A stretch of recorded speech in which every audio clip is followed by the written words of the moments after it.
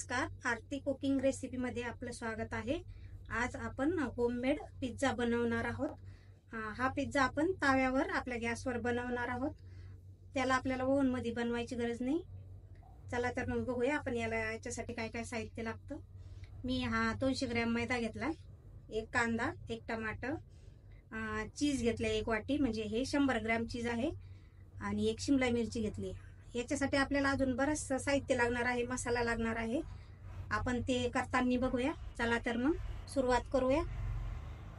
चला तर आपण पिझ्झा बनवायला घेऊया। मी आपल्या मैद्यात 2 चमचे मोहन घालते, म्हणजे मोहन टाकल्यामुळे आपला पिझ्झा असा सॉफ्ट छान होतो। मी 1 चमचा चवीसाठी याच्यात पिठी साखर घालणार आहे।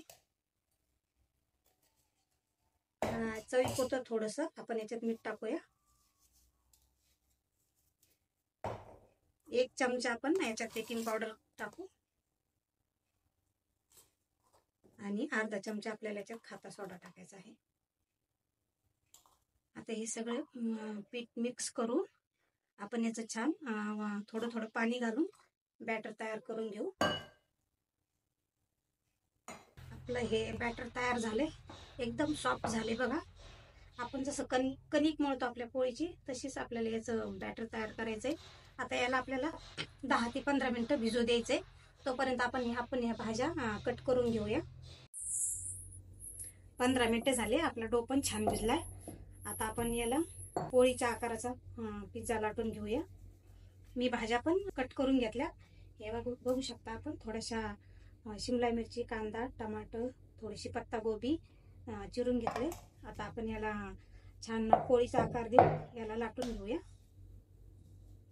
आपला हा पिझ्झा तयार झालाय, बघू शकता। पोळीपेक्षा थोडासा आपण जाड करतो बघा, ह्या आकाराचा आपल्याला पिझ्झा बनवायचा आहे। आता हा तयार झाला। आपण याला थोडेसे काट्याच्या चमच्याच्या साहाय्याने असे थोडेसे छिद्र पाडून घेऊया, म्हणजे तो तयार होताना फुगत नाही, आणि आतून पण ह्या छिद्रे पाडल्यामुळे आतून पण छान भाजून निघतो। आणि आता आपल्याला याला ताव्यावर टाकायचा आहे। आपला पिझ्झा लाटून झाला। मी याला छिद्रे पण पाडून घेतले चमच्याच्या साहाय्याने। आता ज्या बाजून आपण छिद्रे पाडले का, त्या बाजून आपल्याला ताव्यावर पिझ्झा टाकायचा आहे। मी पिझ्झा तयार करू तर तवा गॅसवर गरम करायला ठेवला होता। हा माझ्याकडे निर्लेपचा तवा आहे। आपण साध्या लोखंडाच्या किंवा ॲल्युमिनियमच्या तव्यावर पण आपला पिझ्झा बनवू शकतो। आता याला मला 2 मिनिटं एका बाजूला भाजून द्यायचं, आणि नंतर मग मी गॅस बंद करून याला खाली काढून घेते। आपला पिझ्झा एका बाजूने थोडासा भाजून झालाय, बघू शकता। आपल्याला एवढंसा भाजून द्यायचा, जास्त नाही भाजून द्यायचा। जी भाजलेली बाजू ती वरती करायची, जी बिना भाजलेली बाजू ती खालून करायची। आता आपण याला पिझ्झा सॉस लावूया।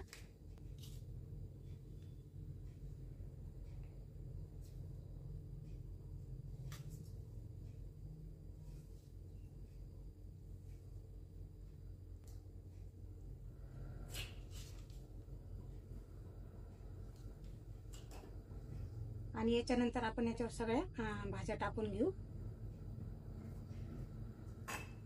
मी थोडंसं टमाटर टाकते, शिमला मिरची पण आपण याच्यावर टाकू अशी छान।